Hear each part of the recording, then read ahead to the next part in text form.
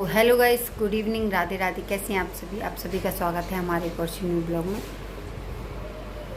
कल व्रत थी ना, तो ऐसे चेहरा भी दुबला दुबला हो गया। तो माँ और देखो, पूरे दोनों हाथ मेरे गंदे हो गए हैं। देखो, ये देखो, दोनों हाथ गंदे हो चुके हैं मेरे। इतनी ज़्यादा माँ लगाया ना, और कुछ कागज़ में भी रखा था, तो उसको डिब्बी में वापस किया, दूसरी डिब्बी में। पहले कागज़ में था तो वो भी ख़राब हो गया। उस वजह से हाथ और ज़्यादा ख़राब हो गए। अब मैं अभी कुछ कर भी नहीं सकती हूँ इसकी वजह से। हेलो,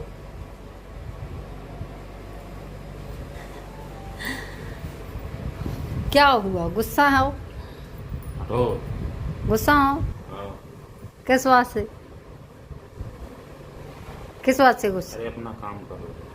काम ही कर रहे थे हम तो पूछ रहे हमने कि गुस्सा क्यों है। मैंने इनको भैया ये पहना दी ज़बरदस्ती, इस बात से गुस्सा हो गए हैं, क्योंकि ये बोल रहे हैं मुझे ये पहननी नहीं है। मैंने इनको ये ज़बरदस्ती पहना दी है, जिस वजह से अब मुँह फुला लिया है ना। तो भाई कभी कभी गोल्ड की चीज़ें भी पहन लिया करो भाई। हम तो लेडीज़ हैं, हम तो कभी कभी क्या, हम तो डेली रोज में भी पहनते हैं। तो जितना नहीं है पसंद दिखावा करना पहनना तो जबरदस्ती है कोई। वो मानी कि हाँ दिखावा, जरूरी थोड़ी ना कि दिखावा करना। तो हमें पसंद ही नहीं है, हमें सिंपल रहना पसंद है बस। अरे कभी कभी पहन लो, क्या दिक्कत है? इतना कमाते हैं तो भाई थोड़ा बहुत पहनना भी चाहिए। मेरा मानना तो ऐसे ही है भाई। जितना ये अपने गले में एक पहने हैं, उससे ज़्यादा तो भाई मैं पहन के रखती हूँ रोज़ डेली में। और फिर भी हमें लगता है कि भाई हम और पहने, कभी मन नहीं भर सकता है, चाहे जितना भी हो। ये बात सच है सोने के बारे में। और जेंट्स को कभी, कुछ लोग जेंट्स ऐसे होते हैं जिनको सोना पसंद है। बाकी मेरे हस्बैंड को तो भाई साहब बिल्कुल पसंद ही नहीं है सोना। पता नहीं क्या प्रॉब्लम है सोने से।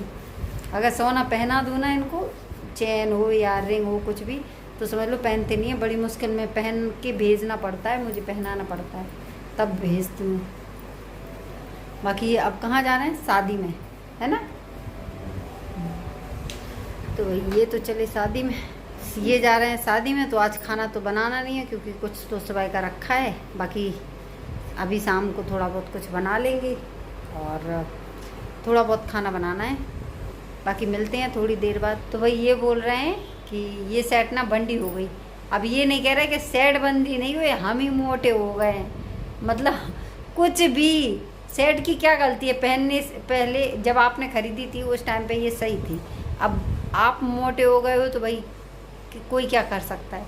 दूसरी बात, ये मुझे बोलते हैं कि मैं मोटी क्यों नहीं होती हूँ। तो मैं इसका रीज़न बताऊं कि ये है महान आदमी हमारे, जिसकी वजह से मैं मोटी नहीं होती हूँ। क्योंकि आधा खून तो यही चूस जाते हैं हमारा। ऐसी भाई साहब टेंशन देते हैं, ऐसी कि जो